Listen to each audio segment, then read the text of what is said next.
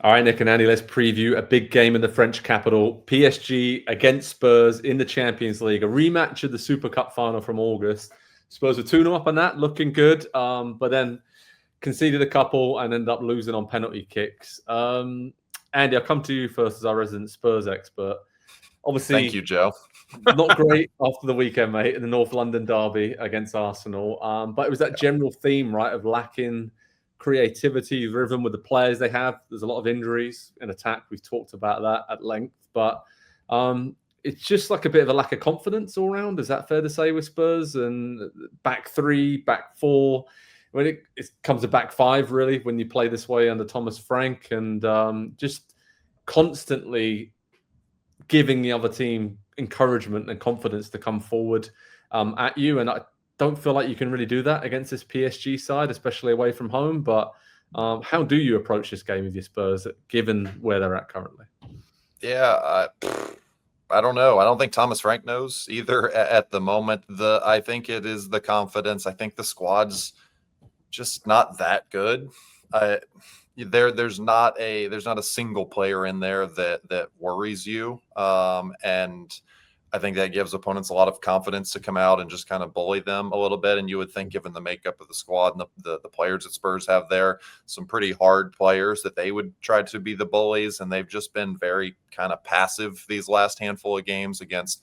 It's been a tough run of games in the league. And I think we knew that we were going to find out, where they're really at during this period after a pretty good start. And they picked up some fairly impressive results against some lesser teams, but it was something to build on, and they just haven't been able to take that next step now.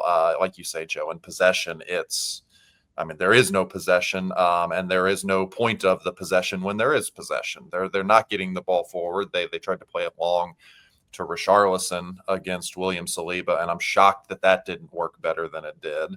And the midfield wasn't set up to chase second balls either, and so they weren't even able to pick those up and create little moments. It was just kind of, we think we could defend for 90 minutes, and the first half hour looked good. The way that they defended, it was solid.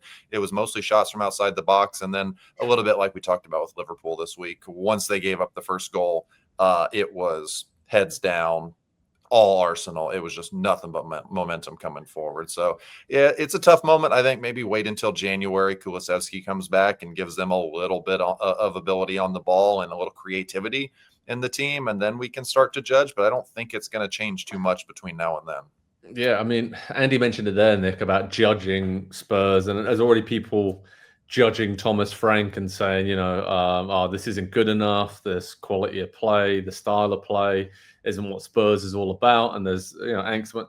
It feels like maybe the anger is pointed at slightly the wrong direction in terms of Thomas Frank already. I mean, he's kind of the coach you want to come in, make Spurs more pragmatic. And then once they get a lot of the attacking players back, then he can build something. But you got to give someone time, right? And I think he's cleaning up even though they won the Europa League trophy last season, cleaning up a big mess that was left behind in terms of the squad, the imbalance. And I think just generally at the club, there's a lot of changes right now behind the scenes. So what's your take on somebody who is looking at Spurs in terms of, I think we all would be, right? Like, they got to be a Champions League team. That's where they belong. But it's tough to see them really, I think, succeeding in terms of win the trophy or being in the top four this season in the Premier League. I don't see that. I don't see it at the moment either. And I just don't think they have the attacking components. I don't think teams respect their attack. I don't think teams have a reason to. Andy said something about a month ago that, from watching West Ham last year, I was surprised to see him say, but I should have trusted him because Andy watches all the Spurs games. Kudus checks out for 30 minutes at a time. You don't even know. I didn't know he played the first half until I watched the goal replays and realized he was a step slow to react. And I think he's a wonderful player. And I think they have a number of wonderful players who are in bad positions. Paulinho might have been the only guy who did work the other day. And he's covering up for Bentancur, who's obviously in a bad headspace, not just concussion, but then the red card against the United States. I think part of that is just a bunch of bad things happening at once. But if I'm playing against Spurs today, I think I'm not worried about them scoring 2 goals on me. They can. but I'm just not worried about it. And that's problematic. And what's more problematic, I think, is if someone wants to scapegoat Thomas Frank, who is almost a little bit of the architect of his own demise because they hung with PSG and then they beat Man City in week 2.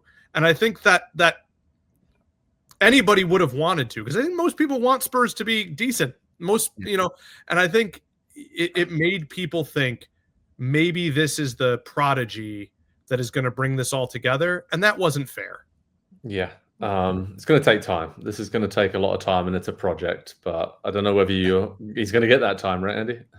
Yeah, we listen, we've done this false savior thing as Spurs fans many times before, whether it's a star player signing, whether it's a brand new coach that's going to come in and fix us, please. And it never happens. And so I think at this point, there's a massive disconnect between whoever is the one assembling these squads and signing the players and operating the football side and what the coach actually needs on the field. And that's not on Thomas Frank. That's been the case for every manager really that's ever been at the club. And this is going to sound like I'm picking on him specifically, but the fact that Rodrigo Bentancur was allowed to remain at the club for 2 years of Ange Postecoglou ball and now Thomas Frank, and then be given a brand new contract to continue to remain at the club, just is a clear indication of whoever is signing players doesn't know what the manager needs. One, because they change manager so often, and two, because I don't know. He shouldn't be an every game starter given his physical limitations and the way that Spurs try to play. And yet here we are every single weekend. And so there's a disconnect between the very, very, very important vital organs of the club that just are not communicating with each other in an effective way. And yeah, the performance that you saw on Sunday is what you get from that. Yeah, hopefully Spurs can sort it all out and get it all going in the same direction together very soon indeed. I mean, obviously, Nick, PSG have done that for many years now. Excellent last year, won the Champions League, one of the best teams we've ever seen constructed. Looked pretty good this year as well. I mean, they've had that defeat at home against Bayern Munich, but that was an end-to-end game.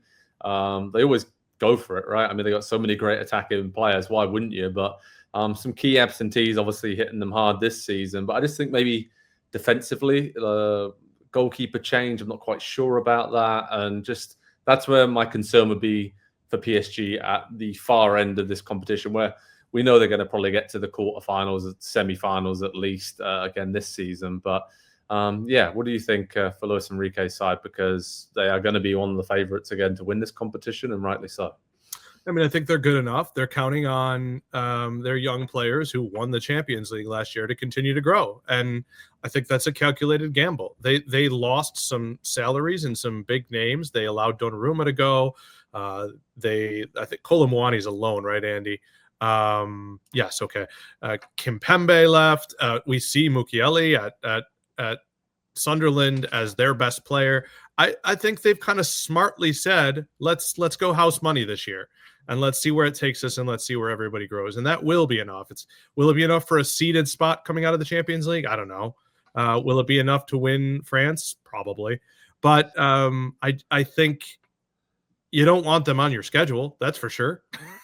That's very true. And obviously, Ousmane Dembele has been out injured, is potentially coming back. So that's been, a key part of the attack missing there. But yeah, PSG are going to be a huge, huge challenge for Spurs, given currently where Spurs are at going into this game. Andy, score prediction, mate. What do you think is going to happen in Paris?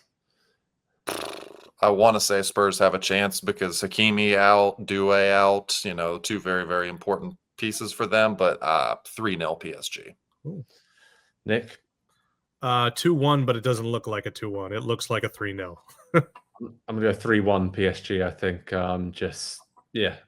Good time to play Spurs for them, I think. And, Spurs, I think, will still go through in the Champions League. But, yeah, it wasn't going to be decided by this game in Paris, this one. So I think it'll be damage limitation for Thomas Frank's side. All right, head over to Pro Soccer Talk on NBCSports.com for all the latest on this big game. Paris Saint-Germain against Tottenham Hotspur in Paris.